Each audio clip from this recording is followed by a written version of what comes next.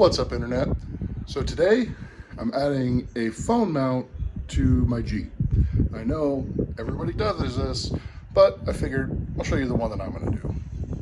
So I went with Bulletpoint Mounting Solutions. I just like the options that they had and everything that it came with.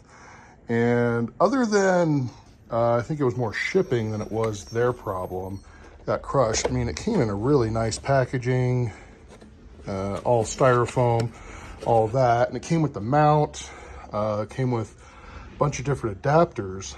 But the best part is it actually came with all the tools that you need.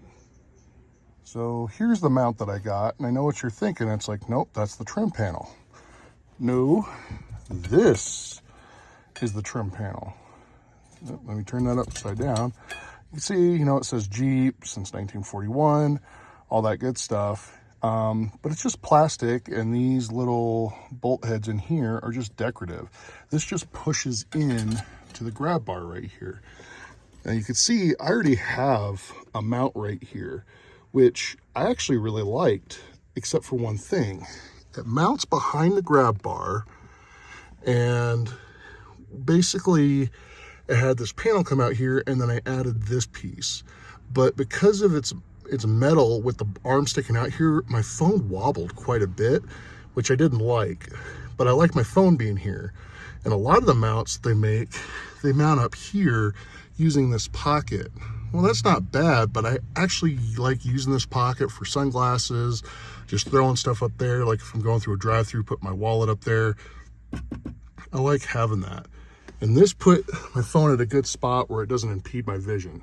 So that's why I went with this. But Bullet Point, they give you this wrench that goes down in here to loosen that up. It even came with a trim panel removal tool and came with new screws to mount everything up. So let's get this mounted up and see how it goes.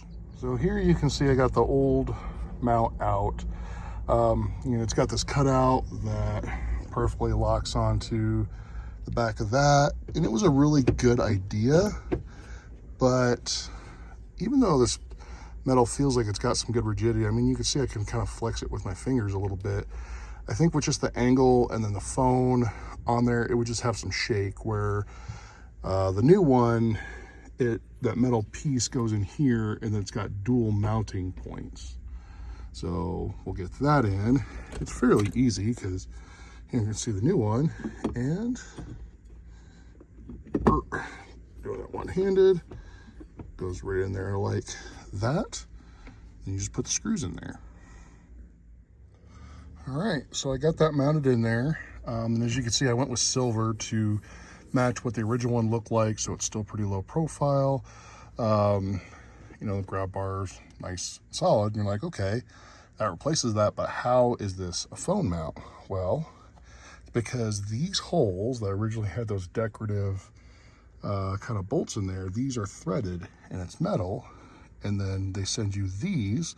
They got a couple different sizes, large and small, but they thread right into there. So once they thread in, you can tighten them down because they actually have a little Allen key on the end of it. And they send you the Allen key, of course. And you can use whatever phone mount you have with the different size ball and cup, but it does just sit right there, adjust wherever you want, and you're good to go. And you're going, okay, well, what about this side? Well, they have other mounts and all kinds of different stuff, so your passenger could be there, manipulate navigation or whatever. But if you don't want to use anything, they also sell you these little blanks.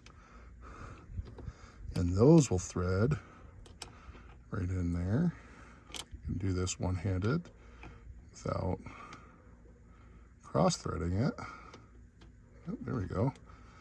But that blank will thread in there to seal that area and make it all one piece. So pretty cool little system. So here it is all mounted up, and that thing is solid. I mean, it takes quite a bit to move it, but I like it. The adjuster and everything, I mean, you can kind of put it wherever you need it and all kinds of different positions. And the kit that I got has all kinds of different arms and extra stuff that came with it. So if you want to add another arm, sort of articulates up this way, whatever, it's there. But I think it looks really good. Low profile. I've seen ones that kind of mount over here, which I don't like because I didn't want to block the vents. Again, I use this pocket up here and I didn't want anything to really like block my vision. So I really like this because it's nice and low profile. It's out of the way. I can still see it. And then as far as like if I'm going to charge, the cable for the charging on my phone will go right up here and still be out of the way. I don't have to run, you know, wires up underneath the dash for a mount up there, or just have the external one. So this is a really good thing. So I'll just have to kind of see driving around how the stability on the phone was, because it was pretty bad with the old one. I mean, it had a lot of shake to it. And real quick, I'll show you some of the other adapters it comes with. It comes with two of the little, I'll just put that anywhere, I guess. For those balls, it came with one of the bigger ones. Came with screw-in arm with the ball adapter, another one of those.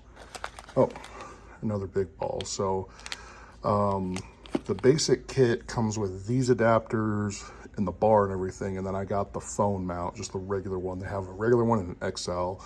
I have an iPhone 13 Pro Max, and it fits it just fine. So pretty good comprehensive kit that will give you a lot of different options to mount stuff.